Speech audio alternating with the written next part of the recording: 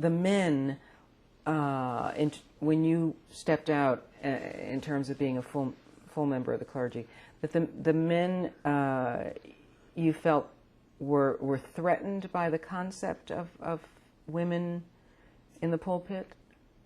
Some of the resistance? Yes, I feel that they are still threatened. In terms of our Martin Luther King Fellows, we had devotions every morning when we were at ITC, and there would be a preacher, and we took turns, and that somebody said, well, we've never had a woman preach. Well, we've got to have Ella preach. And so they did. We set up the worship experience.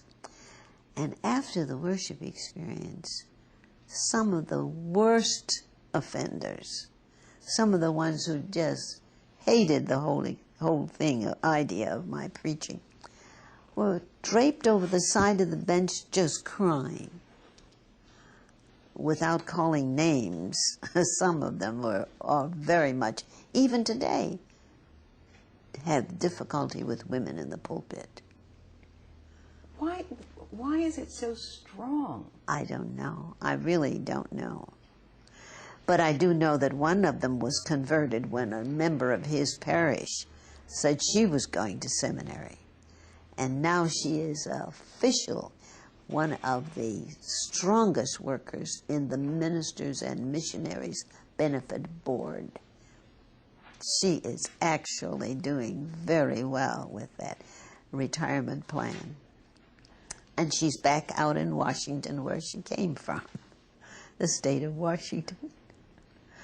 There have been others of that group who couldn't get over it until their own daughters. And one of them is a bishop today. He has a son who's preaching and a daughter who is very close to preaching. But she's in communications. And some of the people who have objected over the years and been uncomfortable with the concept over the years have, sometimes you hear them saying, well, it's against the natural order of things. Yeah, they're natural order of things. As Leontine Kelly says all the time, I'm so glad you didn't call me. It was God. And when are you taking the place of God? And Leontine Kelly can preach. She didn't get active in it until her husband had passed away.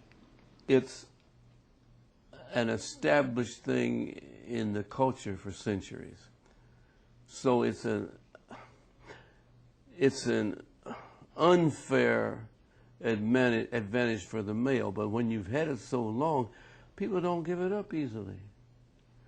Now, I have a whole long story about one of the things that I'm very convinced of is that women have special gifts, particularly in preaching, that men don't have. All of my theories about homiletics and so forth, women can do them better than men, generally speaking, because you're working intuitively rather than presumably primarily intellectually or rationally. And women have been socialized and enculturated to be more responsive to intuition. And since we already told you, faith is an intuition, not a fact. If it was a fact, you wouldn't have to believe. So, for instance, I did about a 3 or 4 day workshop for a Roman Catholic diocese in St. Louis. And with that many days, we got around to doing not only outlines and stuff, but we actually had to preach. Well, in this thing were pastors with 20 and 30 and 40 years experience, and there were sisters taking the course too, and the various orders. The women weren't allowed to preach, and they preached rings around those guys. Because when I started telling them about imaginative preaching, about using imagery as opposed to abstraction, and all that, they ate it right up. And these guys, I know I would have been embarrassed if I had been.